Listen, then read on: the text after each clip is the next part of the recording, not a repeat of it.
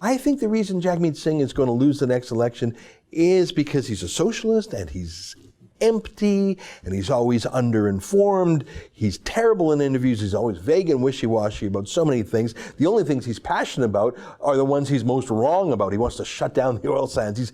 He's unpopular or wrong. He's a weak campaigner and he's a radical leftist, and that's why he's going to lose. Not because a website called Attorney Cocktail had some clickbait ad with a picture of a handsome Jagmeet Singh and a slightly provocative headline. But still, this was big news to the left. A left-wing lobby group called the Tyee.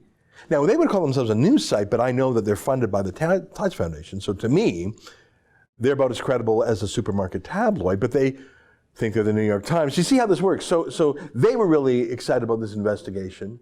I'll tell you why in a moment. Here's what they reported a few months back. They said, the commissioner responsible for ensuring the Elections Act is followed has been investigating the origins of the ad for months. According to the website Blacklock's reporter, which shared documents it obtained in a Freedom of Information request with the Tyee. The documents show investigators sought a judicial order requiring Taboola, the company that hosted the ad that appeared on the websites of the Vancouver Courier, the Independent, the History Channel, and likely others, to produce information about the advertiser and campaign. But it wasn't a political ad, people. It just used a political name and a handsome picture as clickbait, just to get you to go to their site. It was just to drive ad revenue. It wasn't a campaign ad. And the ad was brokered through different ad server companies. It wasn't an attempt to influence the election. It was an attempt to get bored people to click on a handsome picture and throw some mansion talk around. But our government spent months trying to track it down in foreign lands. And hey, good luck with that, guys. I got a few other things on the internet maybe you can help me chase down. So they finally gave up. And here's today's story from Blacklock's, which has done great reporting on this. They say, the Federal Commissioner of Elections yesterday collapsed a first ever fake news investigation. I told you that. The office confirmed foreign individuals planted a false story to discredit New Democrat leader Jagmeet Singh, but could not find out who was responsible or why. Individuals outside Canada played a key role in the creation and dissemination of the advertising, wrote Mylène Jijou, Director of Investigations for the Commissioner. However, despite our best efforts, it has not been possible to determine the identity of the person or entity that paid for the advertising. I'm just going to read a little bit more. MP Singh earlier complained the investigation appeared slow, though Cabinet proposed to spend millions to combat a feared influx of fake internet postings and foreign meddling in the October 21st general election. What we're seeing right now is not strong enough, Singh told reporters. It's not satisfactory in terms of making sure people know their news is reliable. We've got to do better. Just one more line.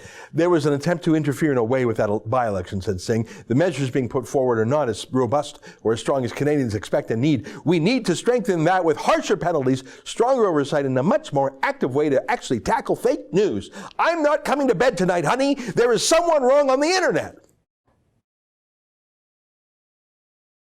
Say, do you really think that little ad, probably seen by maybe a few hundred Canadians, probably not seen by a single person in that little by-election area. Do you really think that's why, just to pick another by-election, do you really think that's why Jagmeet Singh's NDP came in third in the Nanaimo by-election? You think maybe that's why? Do you think you could find a single Nanaimoite who recalls seeing that ad, let alone says it caused them to change their vote? No, that's making excuses, like Hillary Clinton did for why she lost Wisconsin and thus the presidency. But why is everyone so excited about this? Why is everyone pretending that the 2019 version of those supermarket tabloids is so important? Why is the NDP, the Tides Foundation-funded Tyee newspaper, see, I call them fake news. They'd call me fake news. Vive la différence. Why is the Liberal election commissioner, why are they all so gung-ho about investigating someone who was wrong on the internet, and about hunting down a website called Attorney Cocktail? Oh my God, all the kids are going to Attorney Cocktail to learn about, no, they're not. Well, I think it's obvious, right? They're not worried about Attorney Cocktail. They're not worried about supermarket tabloids talking about Elvis. Fake news. What they're doing is they want to normalize censorship, normalize the government going on hunts for who said what, and for the government to determine what's politically acceptable and not.